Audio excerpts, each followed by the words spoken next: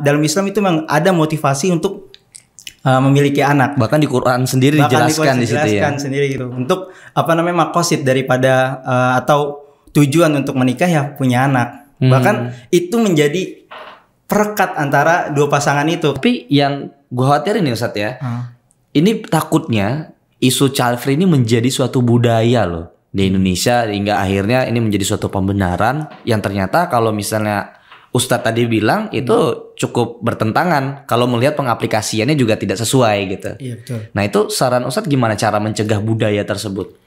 Dengan tidak mengomentarinya. Selamat datang di Rukun Podcast.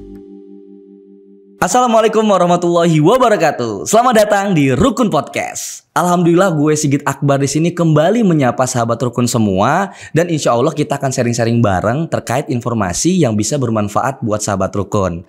Nah, sahabat Rukun udah download aplikasi Rukun belum? Yuk download sekarang, sudah ada di Play Store dan di App Store loh, yang insya Allah konten-kontennya bisa menemani ibadah sahabat Rukun dalam kesehariannya. Nah, Rukun ini mau bahas isu yang sempat beredar di media sosial. Ini sempat viral nih sahabat Rukun. Itu terkait pasangan suami istri yang berkeinginan untuk tidak memiliki anak, atau kita sebut sebagai child free. Nah, kita juga kedatangan narasumber Ustadz, seorang alumni Gontor yang sudah menyelesaikan studinya di Afgov, yaitu Yaman, dengan konsentrasi wilayah pembelajarannya di syariah.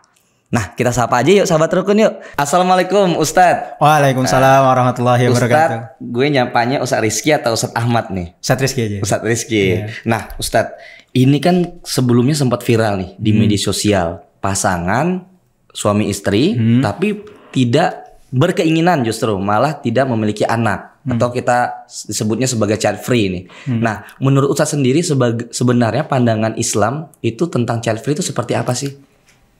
Child free ya? Iya. Jadi kan tadi Bang Sigit udah mendefinisikan ya. Child free itu dua pasangan yang tidak menginginkan anak ya, di tengah-tengah hubungan mereka. Sejauh aja nggak jauh sih, sependek yang Ana pelajari dan Ana baca beberapa kitab di masa belajar studi Ana syariah itu, pembahasannya itu malah sebaliknya. Ya, dalam pandangan Islam banyak ajaran-ajaran yang melibatkan anak di situ. Ya. Dan tapi kita harus objektif tentang ini kan. Maka di dalam Islam itu akal sehat itu penting banget. Bahkan akal sehat itu pun disandarkan bersama sholat. Yang mana sholat itu ibadah yang paling tinggi ya.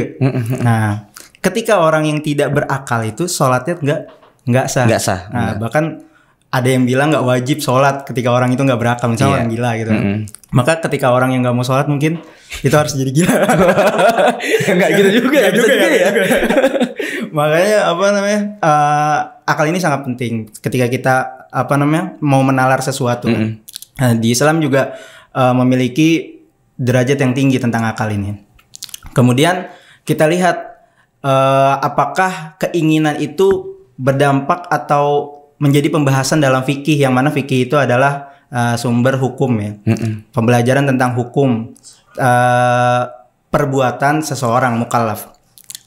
Ketika keinginan itu di dalam fikih belum mendapat haram dan halalnya, tapi pengaplikasiannya. Bagaimana dia tidak mau memiliki anak. Kalau seandainya dia hanya berkeinginan, ya sudah keinginan saja. Tapi kalau misalkan sudah menjadi pengaplikasiannya atau sudah menjadi dilakukan perlakuannya atau perbuatannya, itu bisa kita timbang di dalam kacamata fikih. Nah, makanya kalau misalkan dalam kacamata Islam kita terlalu luas pembahasannya ya. Jadi kalau bisa kita kerucutkan di pembahasan fikih. Karena kalau misalkan sedikit kita bahas di kacamata Islam, Islam sendiri bahkan motivasi seseorang atau sepasang suami istri itu untuk memiliki anak. Bahkan Allah Subhanahu wa taala berkata dalam Al-Qur'an, A'udzubillahi minasyaitonirrajim, Bismillahirrahmanirrahim. Wallahu ja'ala lakum min anfusikum azwaja wa ja'ala lakum min azwajikum banina wa hafada. Ya.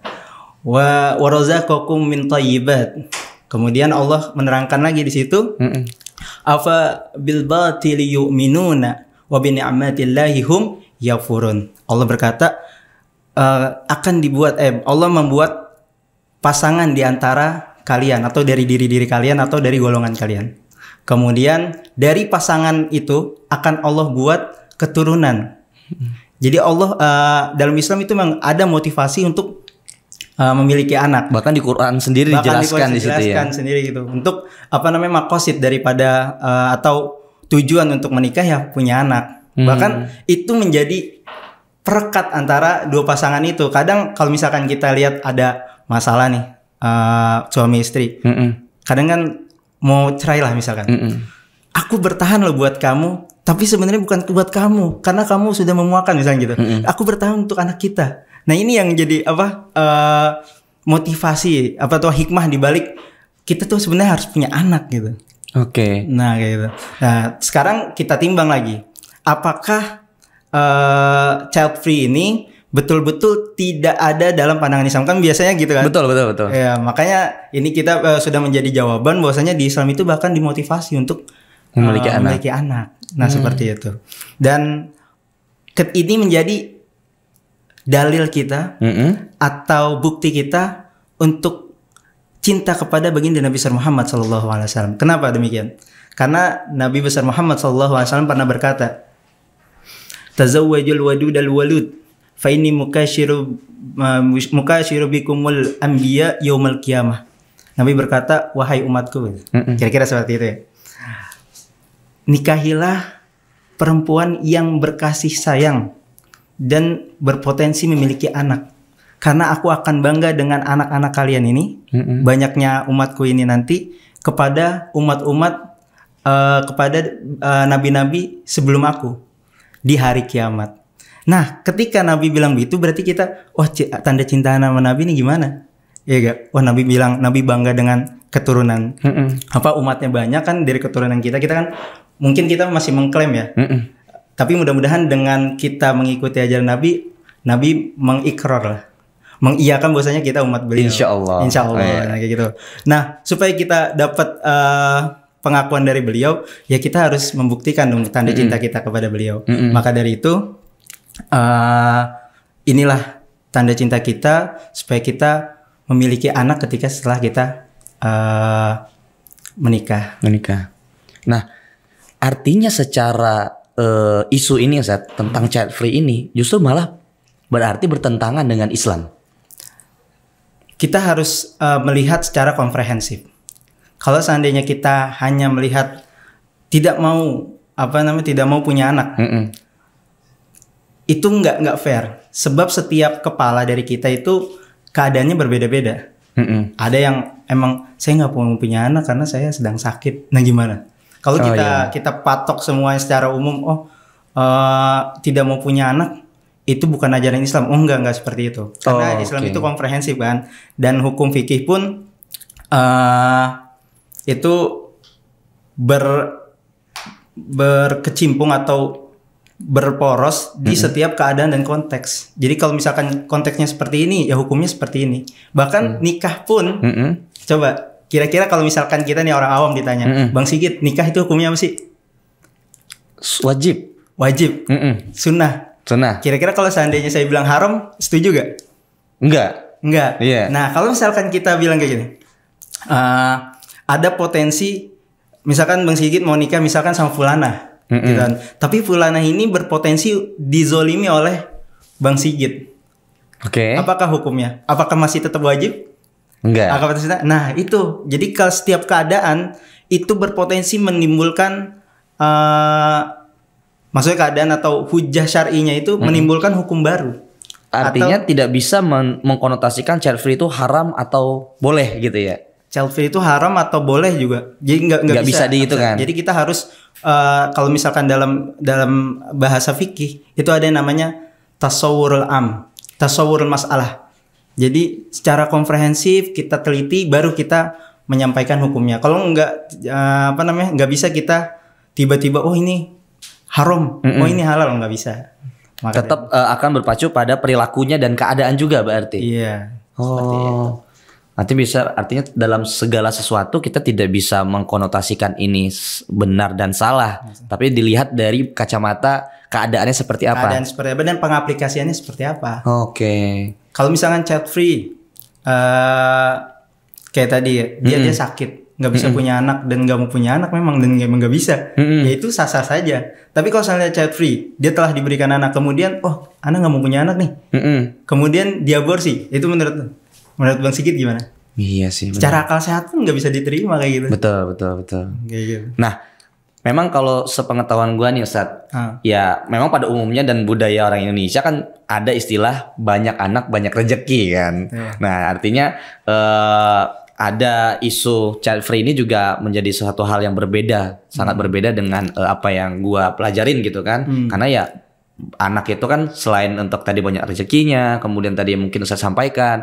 Nah, ada juga misalnya pendapat yang mengatakan justru kalau udah ada anak, jadi tidak romantis lagi hubungan suami istri ini, karena justru nanti yang si istri lebih cenderung fokus terhadap anaknya, sehingga yang suami ini tidak bisa menjalankan sebagaimana rumah tangga suami istri gitu. Justru malah fokusnya ke anak. Itu seperti apa, Ustaz? Nah, masalahnya yang diikuti ini romantisme atau hawa nafsu.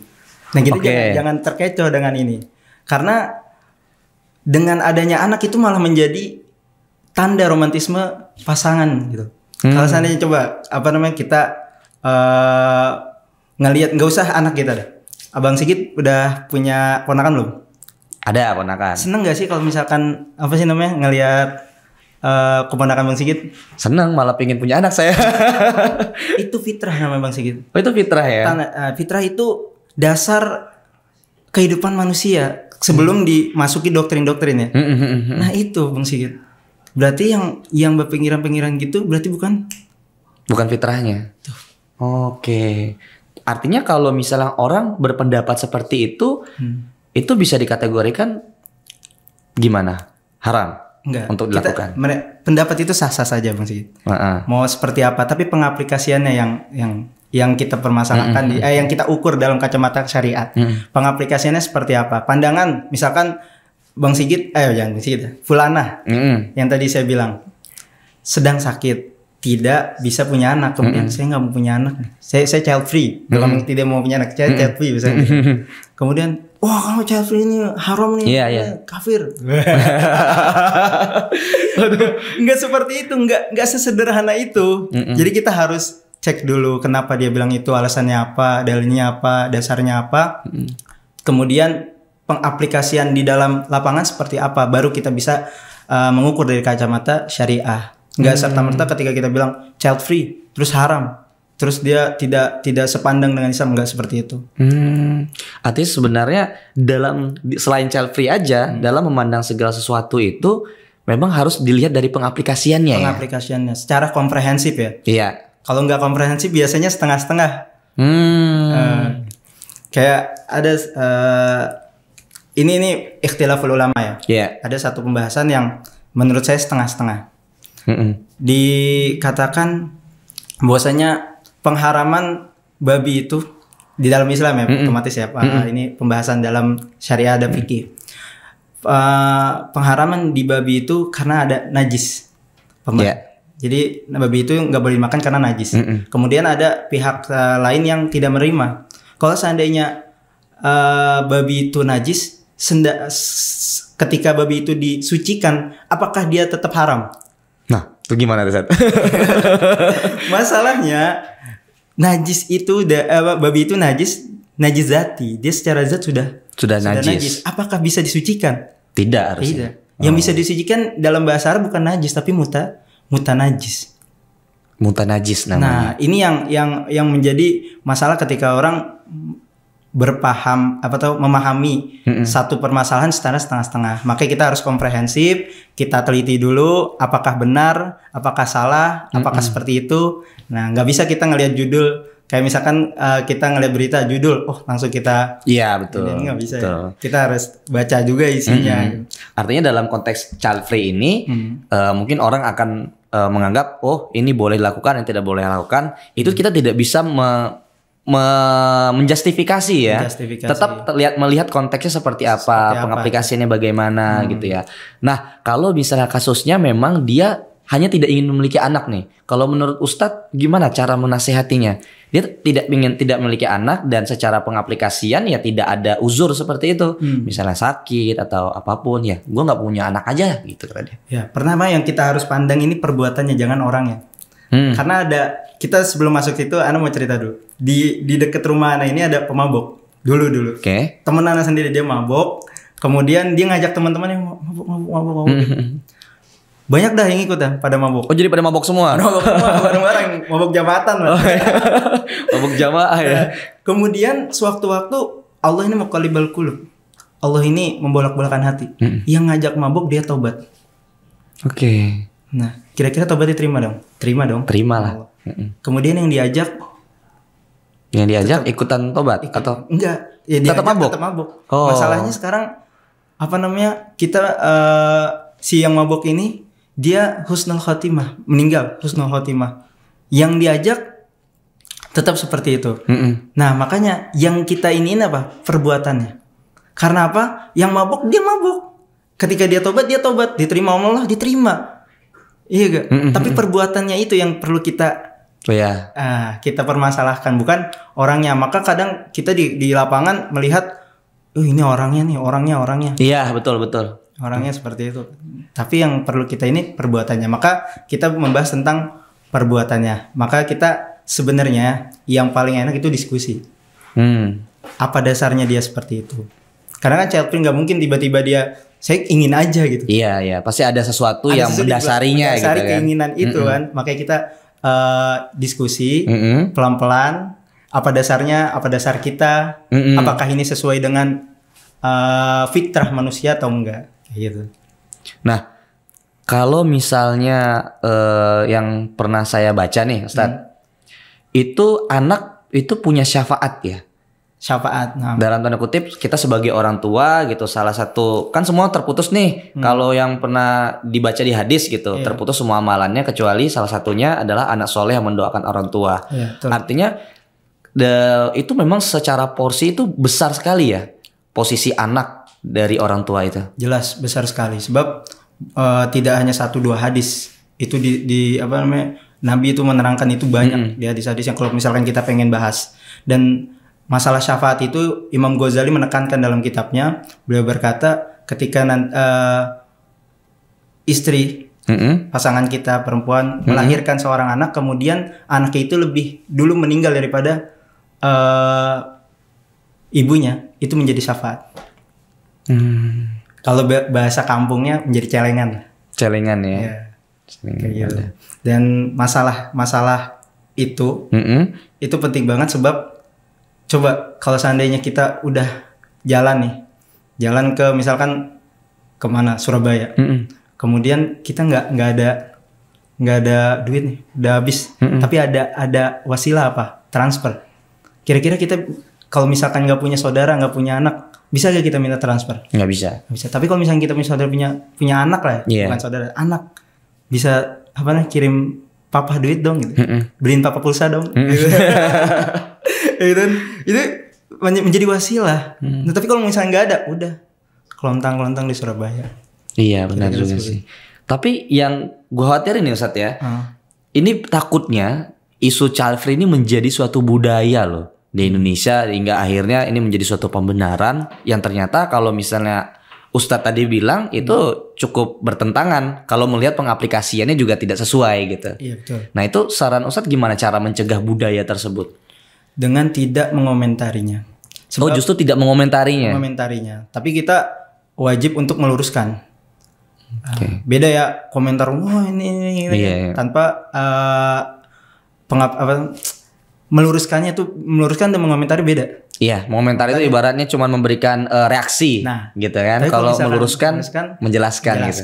Oke gini, udah selesai. Tapi kalau misalkan terus dikomentari udah kayak bola salju, pelan besar. Dan itu malah menjadi pembahasan yang menarik kalau seandainya terus menerus dikomentari, dan orang kayak, wah ini kayak ada lifestyle yang bagus dan masuk akal, padahal tidak.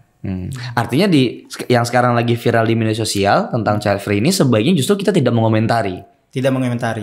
Oke. Tapi kalau misalnya kayak saya pengen update di media sosial sendiri gitu. Itu meluruskan justru lebih bagus ya. Lebih bagus.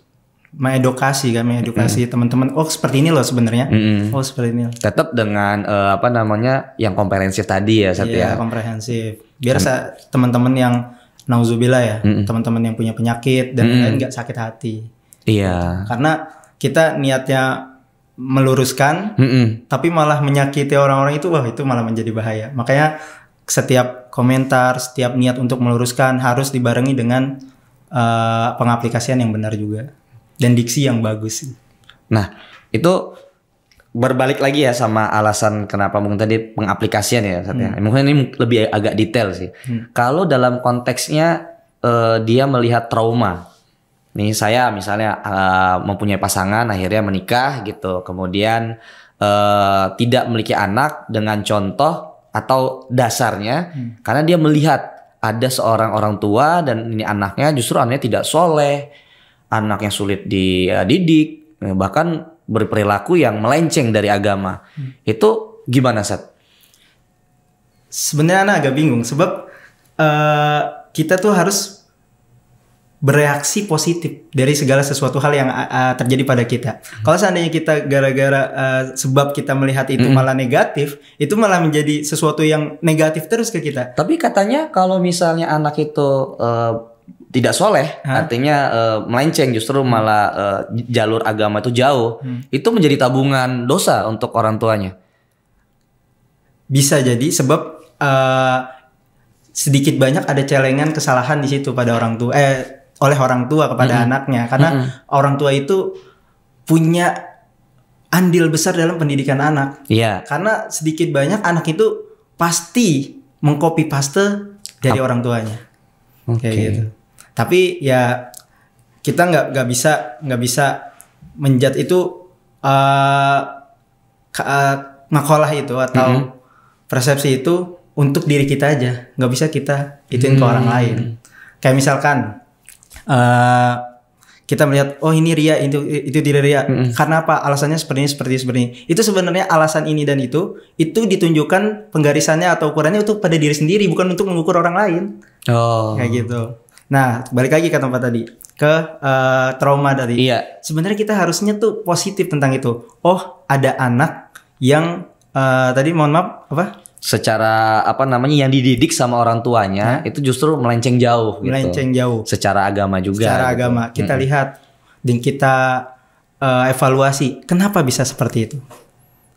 Ya kan? Karena yang secara akal sehat ketika dia dididik dengan benar hasilnya berpendidikan. Karena kan dididik hasilnya berpendidikan. Kenapa setelah dididik dia tidak berpendidikan? Ada sebab dong pasti di situ. Harusnya kita bereaksi positif. Kita mengevaluasi sehingga hal seperti itu tidak terjadi, bukan malah menghapus nggak mau punya anak. Artinya juga nggak boleh dengan dasar trauma itu menjadi alasan akhirnya tidak memiliki anak ya, Sat ya. Iya. Gitu. Karena kan juga ya memang namanya realita hidup ya, Sat ya. Artinya ada yang orang tuanya mungkin maaf omong secara agama kurang, justru malah mengajari sesuatu yang buruk gitu. Anaknya soleh. Nah, ada juga yang orang tuanya bahkan alim ulama, anaknya justru malah berbeda gitu. Itu kan menjadi mungkin jadi khawatir juga, itu menjadi landasan. Itu seperti apa, Zat? Kita nggak bisa mengeneralkan atau menghukumi seluruhnya dengan satu potong contoh. Iya sih. Yang kita usahakan adalah usaha itu sendiri. Bagaimana kita berusaha sehingga hasilnya pas. Jangan kita melihat satu potong kemudian kita jadikan contoh, karena kisah seseorang di dunia ini nggak semuanya sama. Betul. Kayak gitu. Allah kasih ini, Allah kasih itu ke fulan, Allah kasih itu ke fulan. Ya berbeda. Maka dari itu kita boleh mengambil ibroh, kita boleh mengambil kisah itu untuk mengevaluasi, bukan untuk menjadi hukum untuk kita.